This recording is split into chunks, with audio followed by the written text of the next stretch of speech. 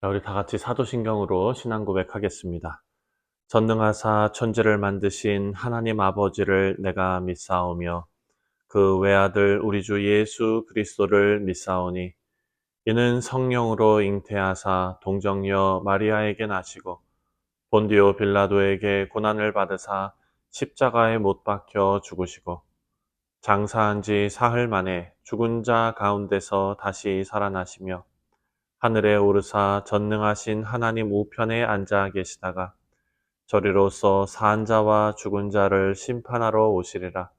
성령을 믿사오며 거룩한 공회와 성도가 서로 교통하는 것과 죄를 사하여 주시는 것과 몸이 다시 사는 것과 영원히 사는 것을 믿사옵나이다. 아멘. 찬송가 314장입니다. 내 구주 예수를 더욱 사랑. 함께 찬송하겠습니다.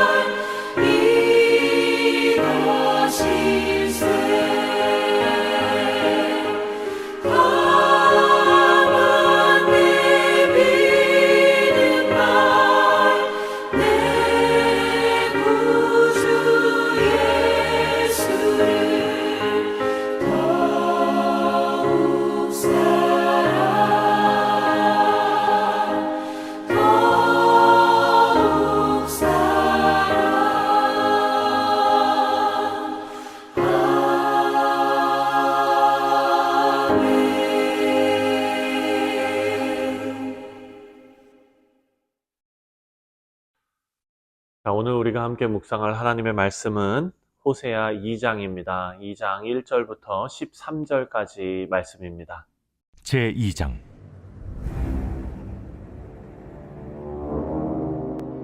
너희 형제에게는 암미라 하고 너희 자매에게는 루하마라 하라. 너희 어머니와 논쟁하고 논쟁하라. 그는 내 아내가 아니요 나는 그의 남편이 아니라. 그가 그의 얼굴에서 음란을 제하게 하고 그 유방 사이에서 음행을 제하게 하라. 그렇지 아니하면 내가 그를 벌거벗겨서 그 나던 날과 같게 할 것이요 그로 광야같이 되게 하며 마른 땅같이 되게 하여 목말라 죽게 할 것이며 내가 그의 자녀를 궁일이 여기지 아니하리니 이는 그들이 음란한 자식들임이니라. 그들의 어머니는 음행하였고 그들을 임신했던 자는 부끄러운 일을 행하였나니 이는 그가 이르기를 나는 나를 사랑하는 자들을 따르리니 그들이 내 떡과 내 물과 내 양털과 내 삶과 내 기름과 내 술들을 내게 준다 하였음이라. 그러므로 내가 가시로 그 길을 막으며 담을 쌓아 그로 그 길을 찾지 못하게 하리니 그가 그 사랑하는 자를 따라갈지라도 미치지 못하며 그들을 찾을지라도 만나지 못할 것이라. 그제야 그가 이르기를 내가 본 남편에게로 돌아가리니 그때 내 형편이 지금보다 나았음이라 하리라.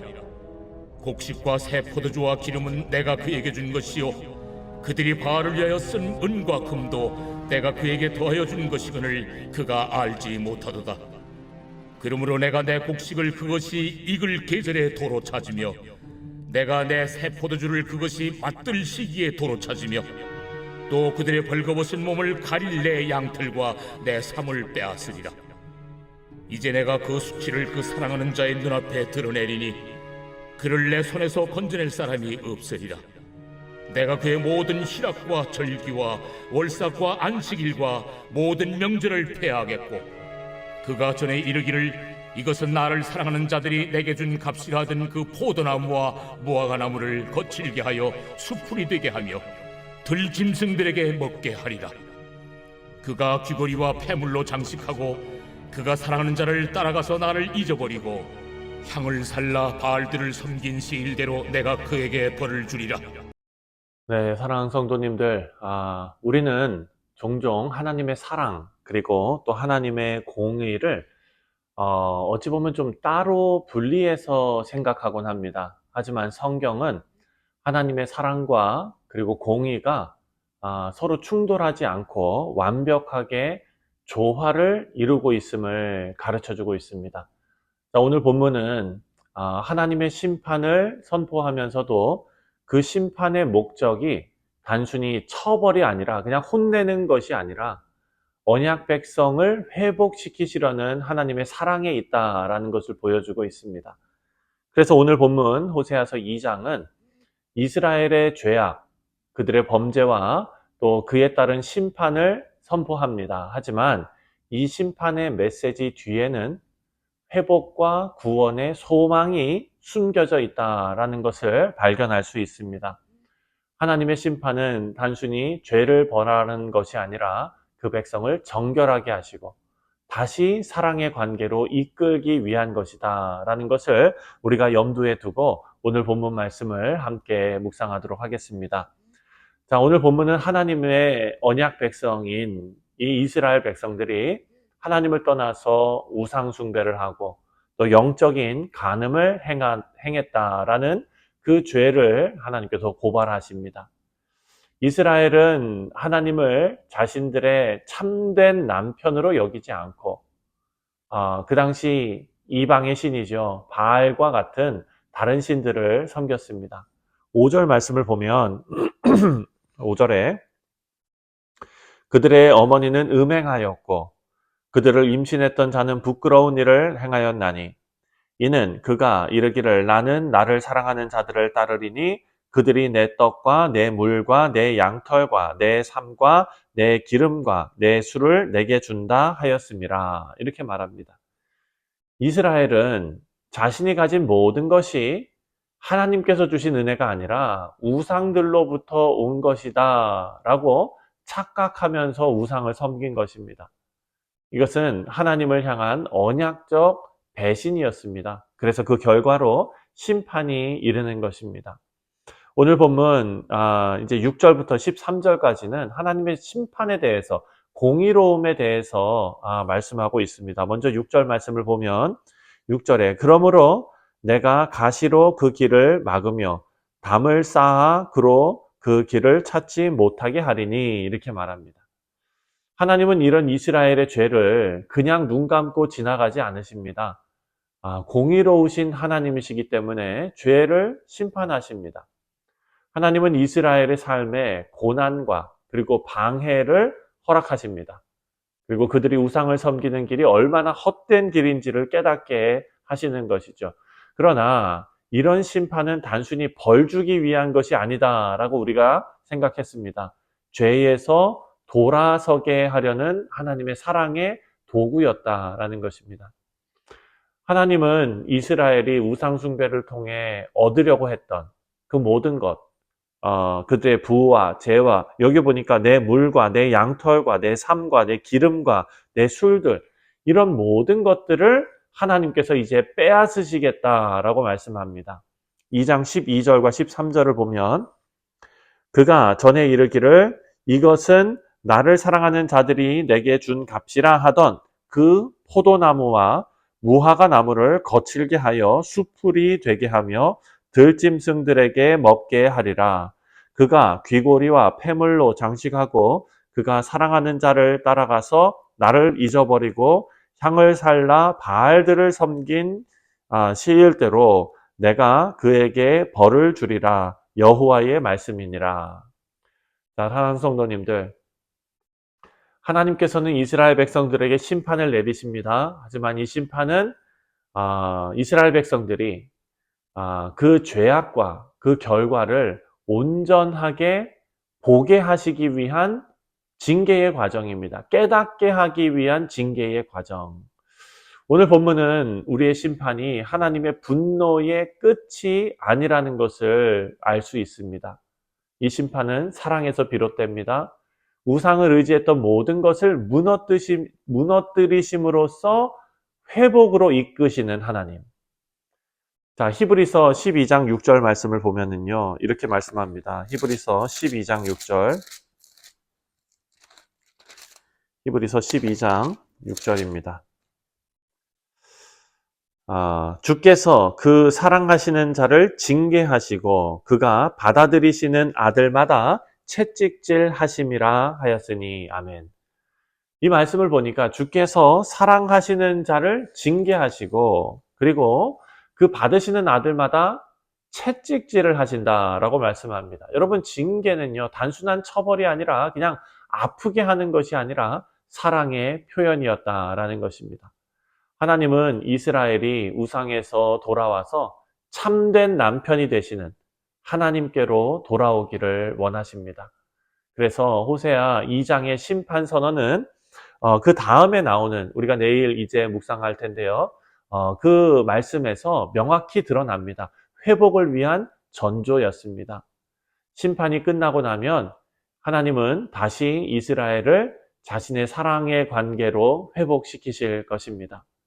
자, 오늘 이 본문을 우리가 묵상하면서 몇 가지 생각해 볼 것이 있습니다. 바로 죄의 심각성입니다. 먼저 우리는 이스라엘의 죄가 하나님과의 언약 관계를 파괴했다라는 것을 꼭 기억해야 합니다. 우리 삶에서도요, 죄는 하나님과의 관계를 단절시키지요. 막힌 담을 쌓는 일입니다. 우리로 멸망의 길로 들어서게 합니다. 우리는 이 죄를 가볍게 여기지 말고 죄가 초래하는 결과를 깨달아야겠습니다.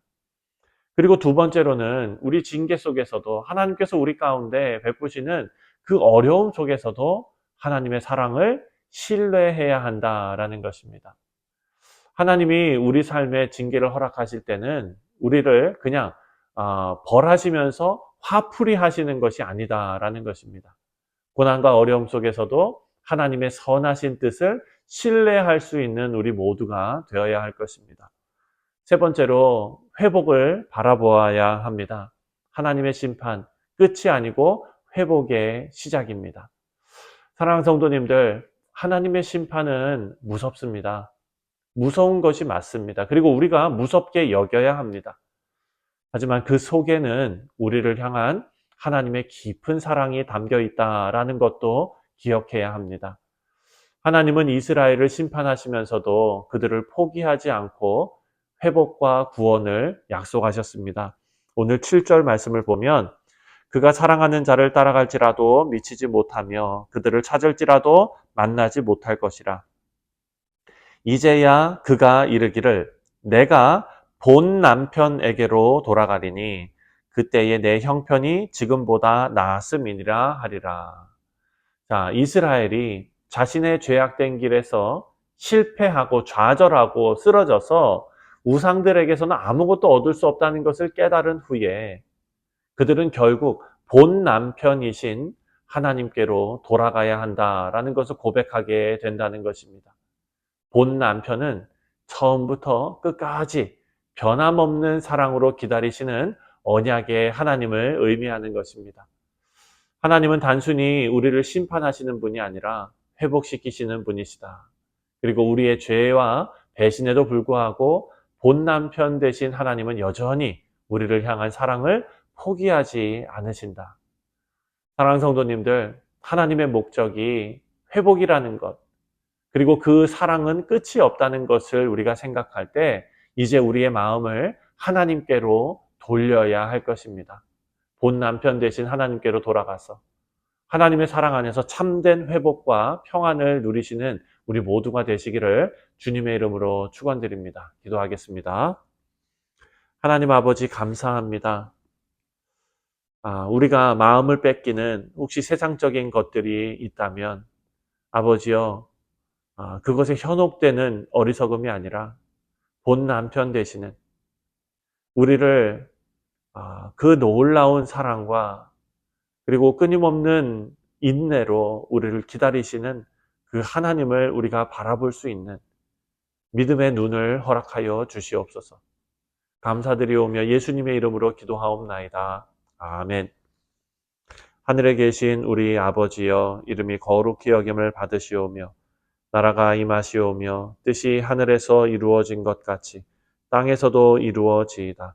오늘 우리에게 일용할 양식을 주시옵고 우리가 우리에게 죄 지은 자를 사하여 준 것 같이 우리 죄를 사하여 주시옵고 우리를 시험에 들게 하지 마시옵고 다만 악에서 구하시옵소서. 나라와 권세와 영광이 아버지께 영원히 있사옵나이다. 아멘. 사랑하는 성도님들, 오늘 목요일은 우리가 함께 신앙생활하는 성도들을 위해서, 우리 교우들을 위해서 기도하는 날입니다. 우리 성도들의 사업과 직장과 그리고 학업과 가정을 위해서 기도해 주시고 또 오늘 우리가 묵상한 것처럼 하나님께로 돌아가서 하나님만 붙들고 살아가는 귀한 성도님들이 될 수 있도록 우리가 다 같이 함께 기도하도록 하겠습니다. 다 같이 기도합니다.